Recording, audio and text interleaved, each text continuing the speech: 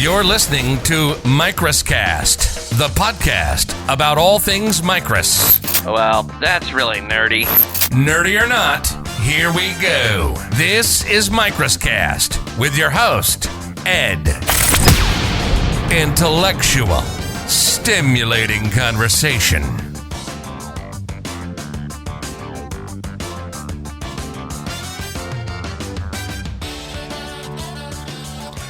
Hello, everybody. This is Micras Cast, and I am your host, Edgar Carrillo. Thank you for listening.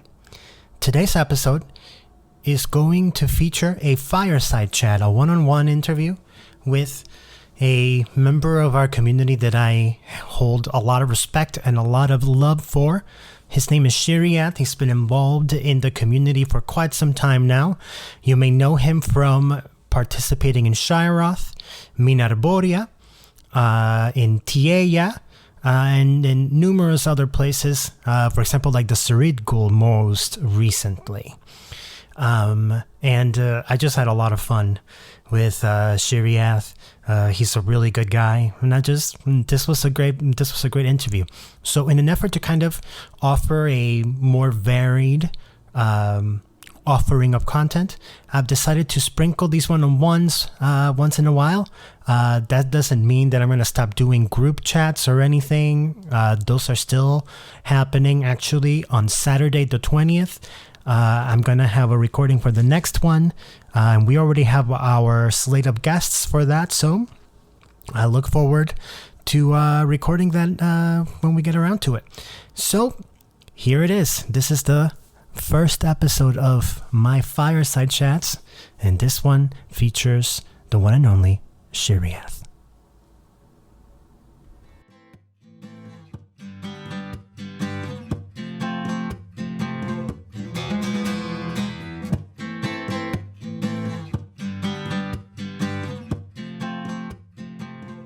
All right, so I have with me for the first of my Fireside Chats in Micras Cast, the wonderful and awesome Shyriath. Welcome. Thank you. Good to be here. Awesome. Good to have you. So I am very excited that you are the first one that I'm doing these the Fireside Chats with. And yeah, this is going to be fun.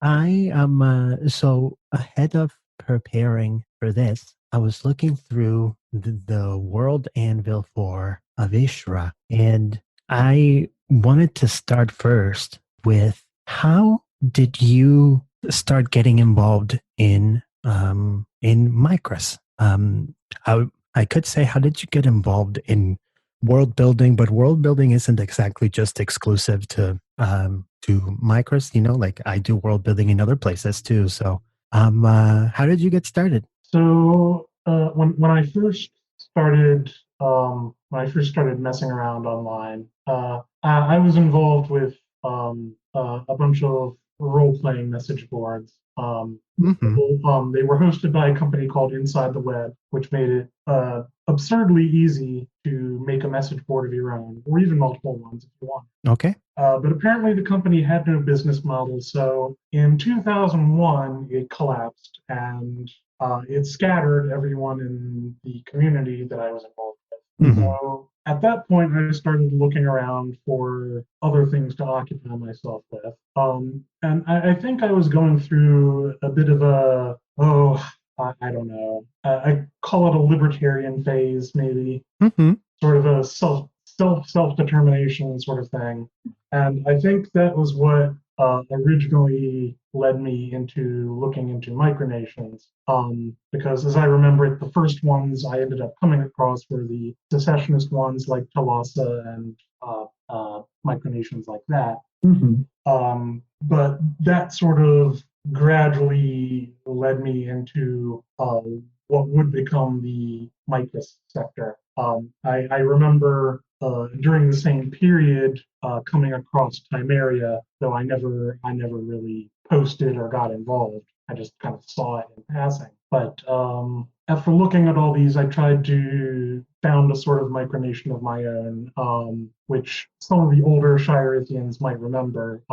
Before I joined Shyriath, I tried to form one of my own called Shyriath. It actually ended up on the MCS map for a while. It was intended to be more role-playing oriented, I think, than Shyriath, for example, was at the time. But most of the people who were involved ended up drifting away, myself included. And that left only one person who I knew her or them as Simply Red. She went by a couple of other names, but Shiran ended up being temporarily joined to Shyriath, and after I left, Simply Red was the only representative left, and she went kind of nuts. How so? The details are blurred by the passage of time. But she was very erratic. She started claiming all sorts of titles for herself that she did not have. She wound up in charge of Shiran after I left, and as I understand it, made a general nuisance of herself. What happened after that exactly, I don't know, because it took me a little while to come back to Shyriath. But when I did, it was to join Shyriath directly, and that was sort of the start of my direct involvement, I guess. But yeah, that is really interesting. I didn't know that you had started with your own micronation, because it just I started in Micras around 2002. I started with what everyone knew then as Madland, and eventually that became Alexandria. I totally get that, like, the name made it be a joke, but me at the time, 16-year-old Edgar, he wanted to have a conlang that I never got around to actually doing. That ideally would have made the name make sense. But like I never got around to that, and I just started doing things. But I didn't know that you had your own thing, because I've always associated you with Shyriath and with the project that you had with Rossheim and with Krasny, Minarboria. Yeah, because of the way Sheerland ended, I was never very fond of revisiting it for most of my micronational history. I mean, at this point, it's sort of like whatever. It's happened, but it was an episode that I was kind of I don't know if ashamed is the right word, but I did not want to think about it for a very long time. Which looking back on it now, I'm actually kind of disappointed. If I'd always thought, if I had been able to hang on and keep with it and put more effort into it and kick out Simply Red before she got too crazy, it might have all gone quite differently. But what's done is done. Simply Red. You mentioned that she went by some other names. I'm trying to figure out if I ever came across her or if I ever saw her around. The only other username I can recall offhand was something like Grand Duchess of Shiran, but I know she had a bunch of others. Okay. And most of them, unfortunately, I'm not familiar with anymore. So, if perhaps I may ask, could you put a date to this? Like, around what time was this going on? I don't remember exactly anymore. I think that Shirlan happened.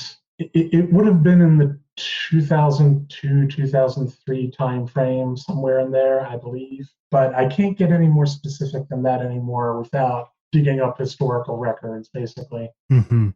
And are there any? Because you mentioned that you mentioned that the host that went down, but that was before you actually joined Micras. Right.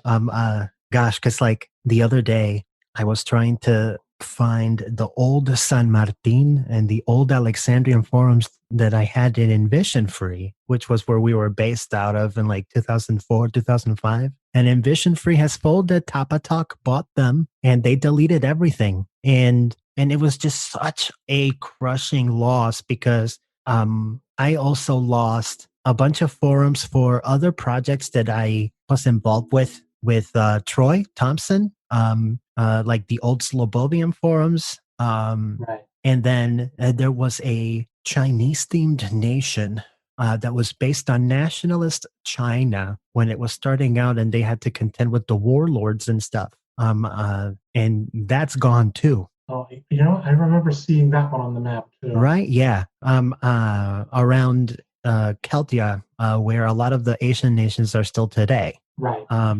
But yeah, and I just feel so bad because I remember that during those months leading up to it, I was messaging with Envision Free to see if they could give me a copy of the databases for the ones that I owned, and they were being needlessly difficult. And I'm like, I'm trying to give you money for this. Like, why are you making this so difficult? Like, can you please take my money? So and the fact that now it's all lost and gone just really makes me angry. Yeah. As for whether or not there are any records of Shirlan left, I don't know. I know that when I started Shirlan, it had its own forum. Mm-hmm. Do you remember what host it was? I do not anymore. It was probably Easyboard. Oh gosh, yeah, classic. But unfortunately, as you might remember, Shyriath was also on Easyboard Mm-hmm. at around that time. So even after Shirlan moved into Shyriath, it was still on Easyboard, and it was around that time that what was known as the Easy Plague happened, and a lot of information got wiped out. Oh yeah, I remember. I think that whatever was left over was eventually transferred over to Shyriath's new forum after that. Mm-hmm. There might still be some bits and pieces left there, but I honestly don't know. I haven't. It's not the kind of thing I've really felt like digging through for the most part. Fair point. Okay, because this is incredibly fascinating to me because I feel like I've only come to really like work with you and participate in things with you later rather than earlier. I've been around Micras in some form or fashion since 2002, and it's just kind of like I wish I would have seen that. Just because it would have been cool to have seen it at least. So where in Micras was the original claim for Sherland? It was Eastern Celtia. Hold on. Okay. I know exactly where it was. I just have to look it up to get an idea of what's there now. Mm-hmm. Oh, okay. So yes, it was in the far east of Celtia. The area I had originally intended corresponds actually very well with what's marked as Greater Gosling on the current claims map. Greater Gosling. Okay, and now I need to pull that up because I'm not sure where that is. There's a little peninsula between part of Palismania and Nova England. Okay. Yeah, I see it where Colonia Arcadia is at now. Yeah. So that territory there, that whole Greater Gosling territory with the islands right near and everything, Mm-hmm. that corresponds very closely to what I originally had in mind for Shirlan. Okay. I think the actual claim ended up being somewhat bigger. I don't remember how much bigger, but I think it extended a good bit to the north. Mm-hmm. Okay.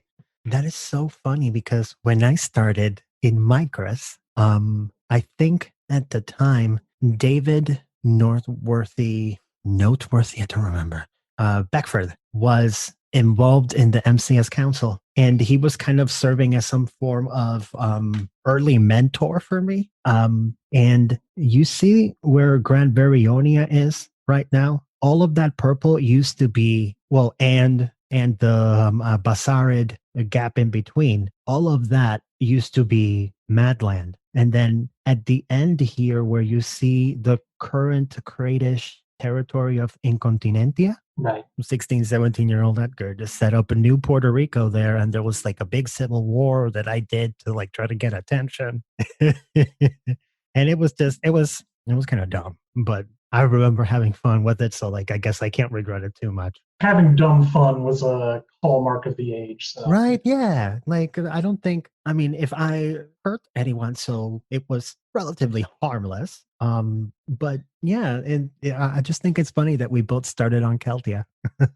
Yeah, I kind of regret now not being as involved in the wider micronational world Hmm. as I could have been. Like from the time I started, Shyriath was really the only other nation I had any experience with, Hmm. and so it ended up being really the only one I paid any attention to. Okay. Like I can remember seeing Madland on the map and a bunch of others, but they were just sort of, I guess to me at the time they were just sort of background, and I never bothered to look into many of them except for Metalmacar because Tolkien fan, that was going to be a natural draw no matter what. Of course, yeah. But for most of the rest, it took me a very long time to develop a consciousness about who else was involved in the greater hobby. Okay. Yeah, I remember getting involved through the old micronations.net EC board forum. I remember it being all white, which made me feel like it was just like an all white party all the time. And really, that was what I used back in the day to kind of get clued into like the rest of Micras. That's where I made my quote unquote debut. Hey, I started my country. That's supposed to be me as a 16-year-old. I started my country and I want people to join in. Let's find treaties. Yeah, Man, I just remember having fun. before we all got old and jaded and all that stuff. Yeah, like things happen and then you start not trusting anyone around you. And what was so I'm kind of looking through the archives to see if I find Sherland. Do you remember what the capital was? I vaguely remember a few city names I made up. The name of the country and of all the cities I came up with were more or less just badly twisted English Okay. of one form or another. But I don't remember offhand what the capital was. And I don't know how many of the cities made it onto the map. Okay, man, I'm just like reviewing these old maps. Like, this was pandemonium. And there are just so many different fonts. And apparently, like, everyone's borders just, I guess, went on forever because, like, nobody has, like, the black line that we have now. Right. Like, it's just like, okay, I guess this is where my color ends. But gosh, I mean, these old maps seem like they were so much more full than our map has ever been in modern times. Like, I'm looking through these and like there's barely any green. Barely any green. Like there's Shyriath. Altera used some names from Puerto Rico. And I seem to remember that I don't know if the guy leading it had some Puerto Rican, I don't know if he was married to a Puerto Rican lady or something like that, but I was going to say, Atera was, I know the guy who founded it had Ethiopian ancestry, which is why such a lot of it. But I don't know. But you're right. I do remember the Puerto Rican names in there. Yeah, like there's Vega Baja. That's the name of a municipality in Puerto Rico. So like when the Spanish invaded and colonized Puerto Rico in the early 1400s, they started divvying up the island, and most of the land, of course, belonged to the King of Spain. And you had Vega Baja and Vega Alta, and Vega was some sort of name for like a land grant. I'm not exactly sure the origin of that word anymore, and I might be wrong, so I might have to do one of my "this is why I suck" sections to correct myself later on. But it was basically like a land grant, and one of the land grants, the Vega Alta meaning high, it was up in the mountains, and then you have Vega Baja, which was like in the valley. And so like I see Vega Baja in there, and it's on a river, so like okay, like that makes sense. So it made me feel like maybe the founder knew Puerto Rico. Oh, Khaleesi is one of my cats is clamoring for attention. I don't know if you heard her in the background. Version 6.4.0. That's the first one where Sherlan appears. Okay, because I was still looking at Series 5. Okay, so it's 6 point what? 6.4 you said, 0.0? Yes. I have to say, looking at the cities that are showing up there, I have no idea where those came from. Okay, fair enough. I don't know if those are things that Simply Red came up with or what. Yeah, because like I now remember that if if they felt that your claim didn't have enough cities, they would just sometimes plop some that they would just make up. Yeah. Oh, I see. They were, if you look at the previous version, those same cities were there in the green. So I guess those cities were just kept. Ah, okay. Okay. Yeah, because when I gave David Beckford a kind of idea of where I wanted to go, he added some of the cities for what was Madland then, and I kept them because I was like, okay, cool, I'll take this. These cities. Yeah. And also, like at the time, I was not very creative, and I had a hard time coming up with names for things. So I just like took it as a undeserving gift, and I'm like, okay, I'm gonna roll with this. But man, oh my gosh! And I'm looking at so if you're still at 6.40, if you go to Puritania, you can see where I came in because you see the Grand Duchy of New Puerto Rico. Why did I want to recreate Puerto Rico everywhere that I went? I guess that this was like 4 or 5 years probably after I moved to the mainland. So I was probably just really missing it. Besides, everything's better when it's a Grand Duchy. Right? Oh, because I just remember thinking, okay, so I'm a duke, but I'm a grand duke. And I didn't really understand. I just remember thinking that it sounded cool. Mm-hmm. You are correct.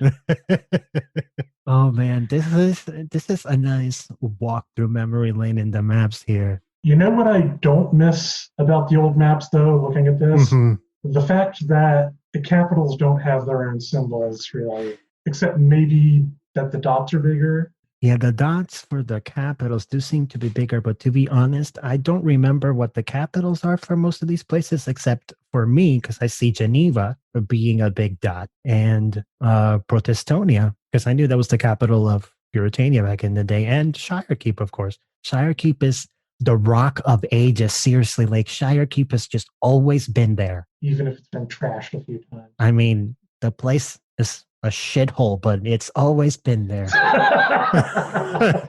It's just like don't hold back or anything. it's just okay. So like I was its Lord Mayor or its Marquess once, and I remember wanting so bad to make it nice.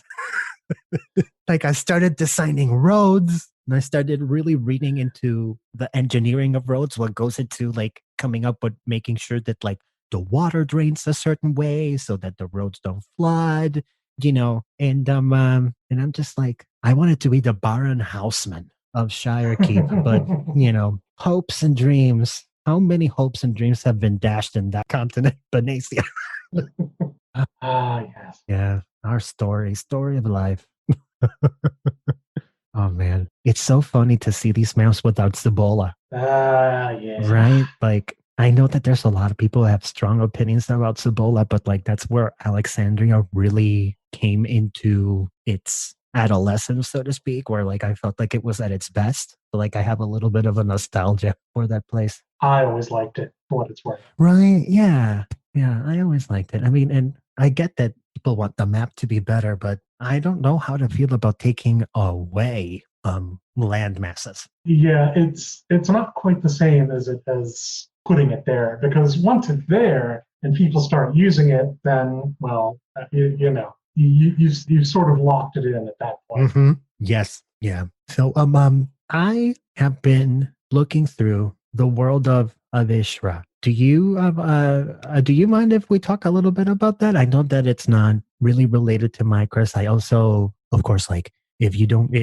want anyone else to know, I can always edit this out. I am always perfectly happy to blab on about Avishraa. Okay, Avishraa. I've been pronouncing it wrong this whole time. My apologies. That's perfectly fine. It wasn't designed to be easy to pronounce, I guess.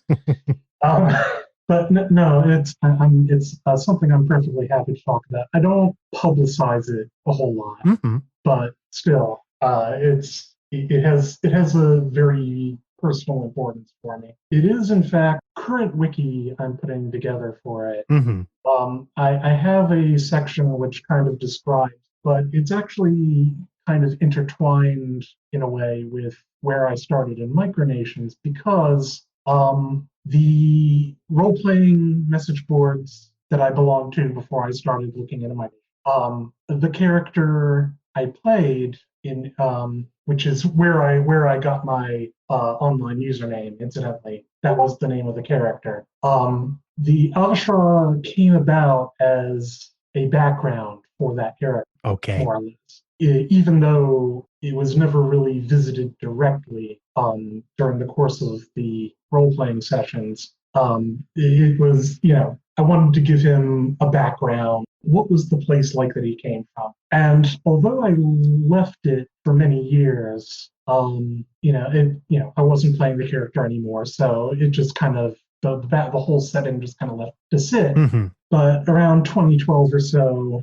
I had been reading up a lot about world building. I was like, I really want to try something. I was going to just kind of build something completely from scratch, but some of the people who had been familiar with the setting in its original incarnation kind of brought it up as well, you have this, you could use this. And I was like, I'd thought over the years, looking back, there were a lot of things I would have done differently with it. So here's a perfect chance to do it. Yeah. So I ended up making the world building project about Avishraa, mostly. It's sort of the center of a circle of worlds that are connected in various ways, but the setting is centered on. Okay, because I remember reading that it was a habitable moon that was orbiting a gas giant, right? So like, where did you derive the inspiration for that? Because like so one of my quarantine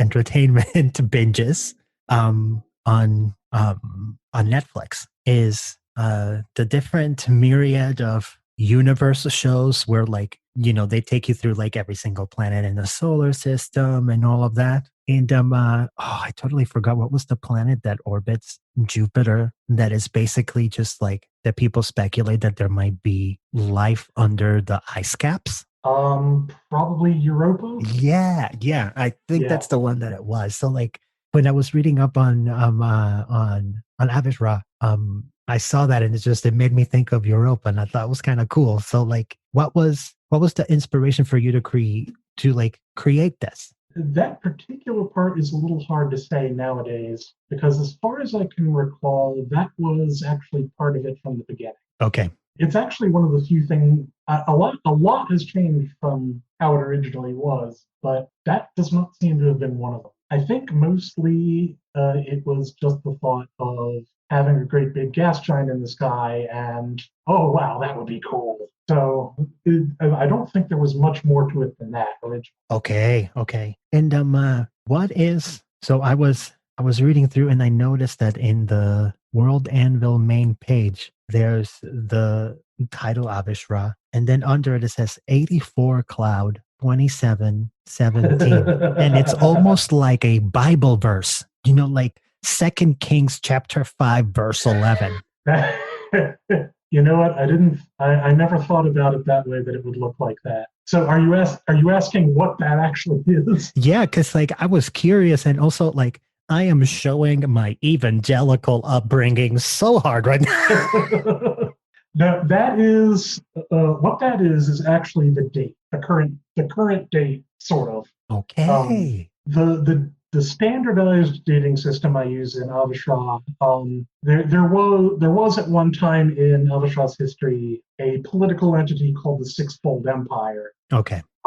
And the way they counted time was they divided it up into eras. And the time units of Avishraa are a little weird because Avishraa rotates very slowly, which it complicates because there's no exact equivalent to Earth Day, for example. Because I noticed that like it's a world with light gravity. Somewhat lighter gravity than Earth, yes. When I say these things, I mean like in comparison to Earth, I should use my words. And that it has a day that's 2 months long. About that, yeah. So the Sixfold Empire was fond of sixes and multiples of six. So their main unit of time for the way we would use years was what they called this.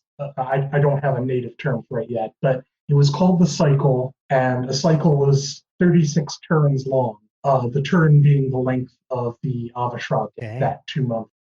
So a cycle is about 5.4 Earth years or something like that. So the 84 in 84 Cloud is the number of cycles since the era started. Cloud is the name of the current era. Okay. The numbers before the colon are the count of turns in the current cycle, and the number after the colon is the rest. 1/36th of the turn. It's pretty much as close as they get to an Earth day. Okay. That is incredibly fascinating to me. Yeah. My imagination runs a little wild while I'm looking through things, and me in my evangelical remnant brain, I thought that was some form of like chapter and verse thing that like referenced to some sort of passage in a holy book that maybe was like the creation story or some form of like historical account. But now I know it's the date, and that's just fascinating to me. And looking through the rest of Avishraa, so like what kind of species of beings inhabit this planet? The intelligent species that inhabit it that I know of are all dragons or dragon-like. And that was because that was what the original characters were. And I had some second thoughts about that. Mm-hmm. I thought, well, maybe it's a little childish. Maybe I should move away from that. And then I thought, you know what? I like dragons, and no one can tell me what I can and can't do with this. So Amen. I kind of stuck with it. There are 3 intelligent species that are currently documented. One's called the Takmar. They and the second species are the most dragon-like. They have wings. They can fly. They can't breathe fire or anything usually. The Takmar are larger and they're more technologically advanced, and they're a bit more prone to cooperating with you. So they're about Middle Ages in terms of technology level, something along the lines of 1000 to 1100 AD, somewhere in there. They're the ones who founded the Sixfold Empire. That was probably their most successful political entity, I guess. The second species, the Ktau, are very closely related to the Takmar. Some limited amount of interbreeding is actually still possible, though they hate each other enough that doesn't happen very often. The Ktau are smaller. They're kind of stringier, leaner. They live mostly in their continent's main desert. They're very argumentative. They don't hold together well politically, but they're more environmentally flexible, I guess. They can live in places that the Takmar can't live in. So they rely mostly on that for their survival, considering that in most other respects, the Takmar could just wipe them out. And there's a third species called the Orgish. They're still kind of stuck in the Stone Age. They're not nearly as dragon-like as the other 2, and they're far more disrelated. Okay. I haven't gotten too into them yet, but I may find something to do with them eventually. Okay. This is all very interesting. Okay. Because my world building mainly consists of the political intrigue, the wars, and I don't stray away from mankind, from men doing this. And I've never really had a talent to come up with, other beings, because I thought that they were always going to be very caricaturish and that people would think that they were kind of kitschy. So this just fascinates me because like I feel like it's like a part of creativity that like I don't get to explore often, and I see you doing it, and it's just kind of cool. I dig it. Thank you. It's there are hard parts about it because in order to prevent them from becoming too characterish at what you said, my tongue's not cooperating. But it is a little hard to give them depth Yeah. in a way that, especially in a way that conveys that they're not human. which is not to say that they're completely incomprehensible, because there's a limit on how strange I want to get. It would just, after a while, it would just get annoying to try to deal with. But that is one of the things that draws me about trying to come up with non-human species is, these are beings who, they're reasonable in their own way. If you think about things the way they do, you would probably understand, but they aren't human. They're not going to think exactly like humans would. Mm-hmm. There's a certain amount of commonality just because of similar challenges and similar environment, things like that. But there are going to be points where they just kind of pass each other by mentally. Yeah, because this just fascinates me. Okay, so we are approaching 50 minutes here. I want to ask you, what is the latest update with all of your creative projects that you have going on? What's new with Avishraa? Do you have anything coming down the pipeline for Kalgatia?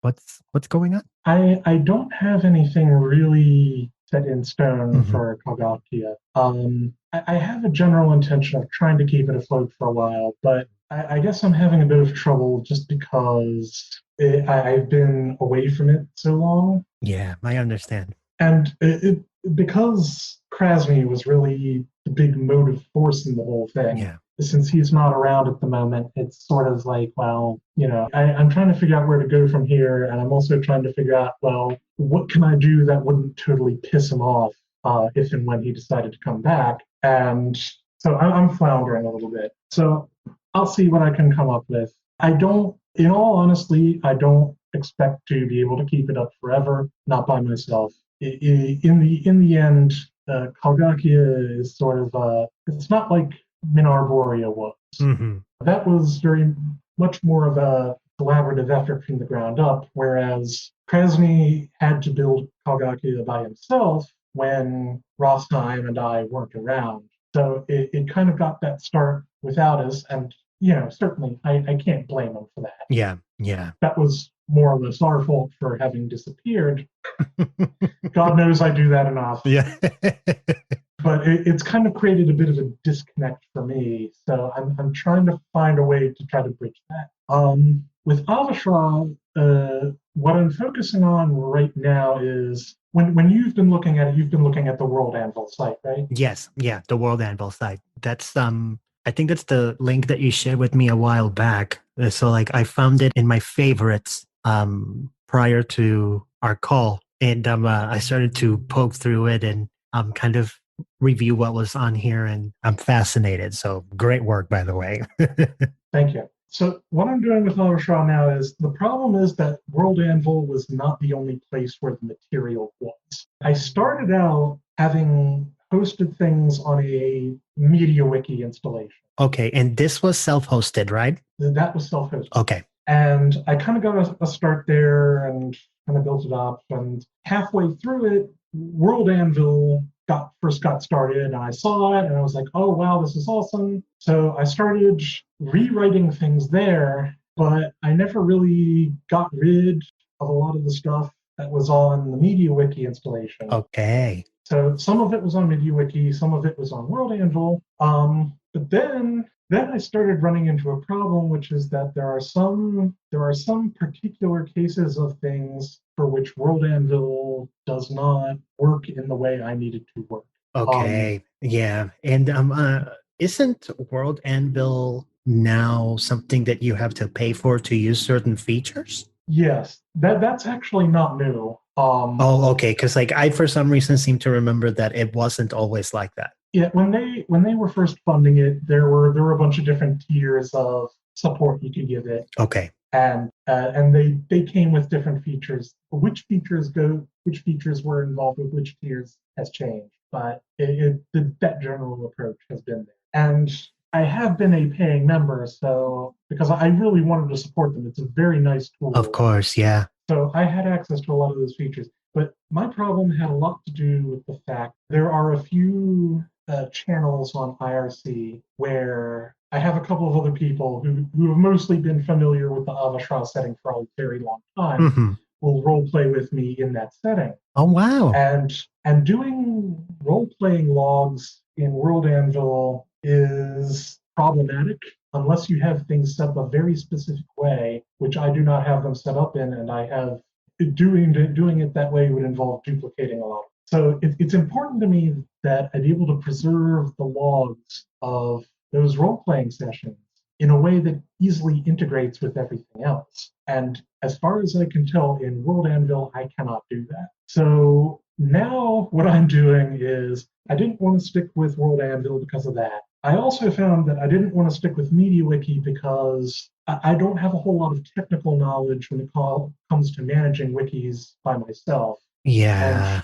And MediaWiki, because of the way it uses databases and all that's easy to deal with.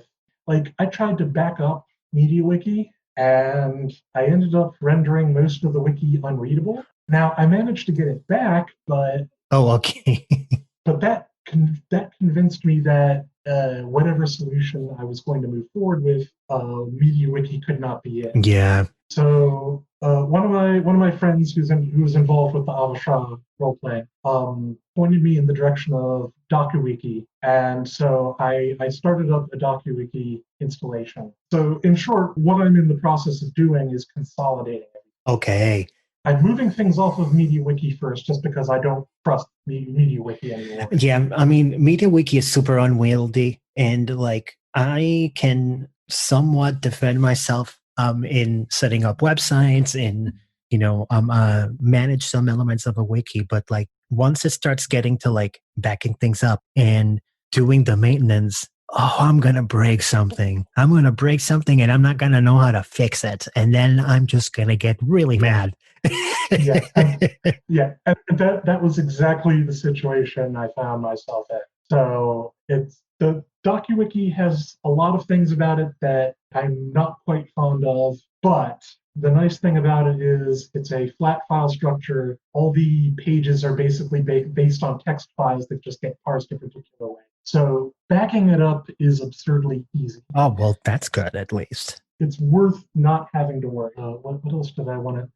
If it's okay, could I bring up the Çeridgul at this point? Of course, yes. Go ahead. So I mentioned a little earlier that one of the species from Avishraa was the cow. Mm-hmm. And for those who are familiar with some of my more recent activity on Micras, they might remember the Çeridgul that I had on Europe. And the Çeridgul are in fact a tribe of cow that got teleported, transposed, whatever you want to call it, onto Micras. And I had a number of reasons for that.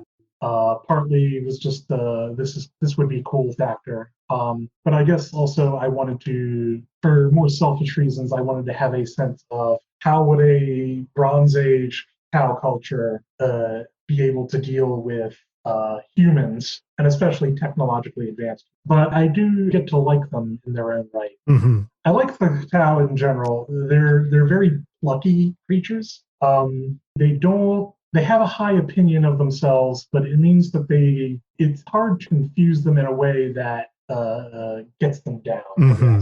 So just the thought of these Bronze Age creatures going out into this human-dominated world and just being like, oh, cool, let's go talk to these creatures and see if we can get any of their stuff. Mm-hmm. I honestly do hope at some point to get more involved with them again. Their original homeland is in someone else's claim right now, of course, and I don't want to have to ask for it back. That wouldn't, it's not polite. But I've thought about, especially if Kalgakia doesn't work out, I've thought about claiming an adjacent patch that it wouldn't be too out of the question that they might have migrated to over the years. Mm-hmm. And starting things back up again, maybe make them not quite as Bronze Age anymore, Yeah, like maybe they've learned from their surroundings. Because like that would be kind of fun, and also like I would imagine that there would be some form of native development, at least from the ones that are still roaming about in the Green and Eura, where I guess that I can see them having their own madmen like societies, some form of like libertarian free for all. Yes. And it would have to be. And the Çeridgul, by extension, they don't, I'm trying to think of how I'd put it. in my latest article. They are not as distinctively deferential to authority in most cases as humans or technology. They do have an idea of social hierarchy, but for the most part, they conceive of it in terms of first among equals. So if someone tries to go around actually imposing their will on a society of Çeridgul, in most cases, they're not going to have a whole lot of luck unless they've adopted some kind of religious mantle. That is one thing about them, is that they're very vulnerable to demagoguery, fanaticism. So someone coming along and being accepted as a prophet, you might be able to get a theocracy for a while, at least until the prophet died. But in most cases, it's going to be a very libertarian, very spread out kind of society. Okay. Because of their previous military contacts with Constantia and their assistance in the invasion of Iteru, or I think that was the name of it, Iteru? Yes. Egyptian themed. So they have had exposure to modern technology now. Presumably, at least one of them has a cell phone, because that's where that one the singular is Sarah. That's where that one Sarah who has access to Twitter keeps tweeting from. So yeah, at some point, I think I would like to go back. Okay. And maybe set them up on the borders of Alduria and try to get an international agreement going about how badly to punish the occasional Sarah who come across to steal things or swindle or all that good stuff. Oh man. Well, I hope that one of these days you'll get a chance to do that. Because I know that I would welcome having you back on the map, just with a new project. Because I know that I had a lot of fun with the Çeridgul, and I still enjoy seeing the occasional tweet on the Eldurian Twitter by them, which is just always awesome. So I've got plenty to edit. I've got plenty to work with. Shyriath, I want to thank you for coming on and for indulging me for an hour. Thank you for having me. Yeah, it was my pleasure, my honor. And I hope that you'll come back on for another Fireside Chat later on. Thank you very much. Thank you.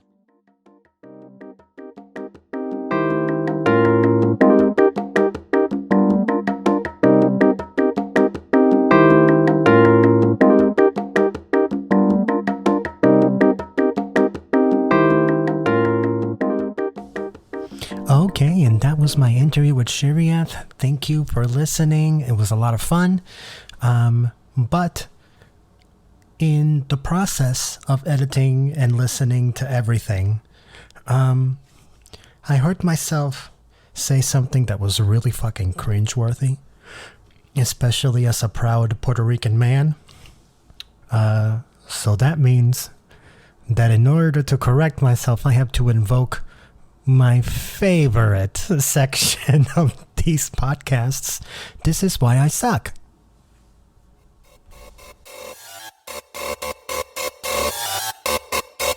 Let me tell you why I suck.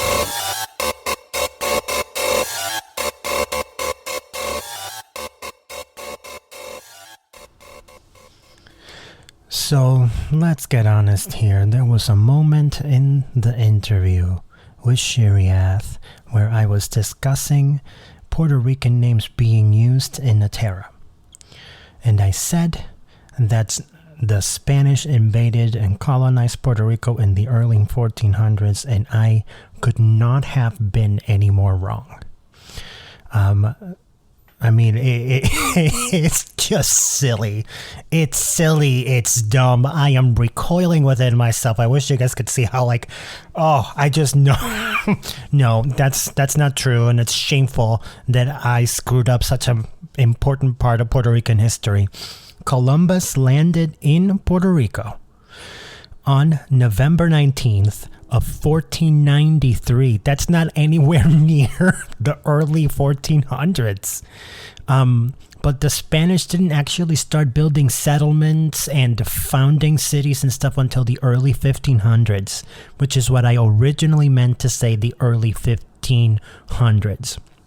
So that's a correction that I had to make, because otherwise, if I didn't say anything and someone else called me out on getting details of my own history wrong, I don't know. I would have to commit seppuku. You know, like I don't go there. So that is my correction corner. That is why I suck this time. Let's just see how in the future all the other ways that I'll be able to suck. So, fabulous.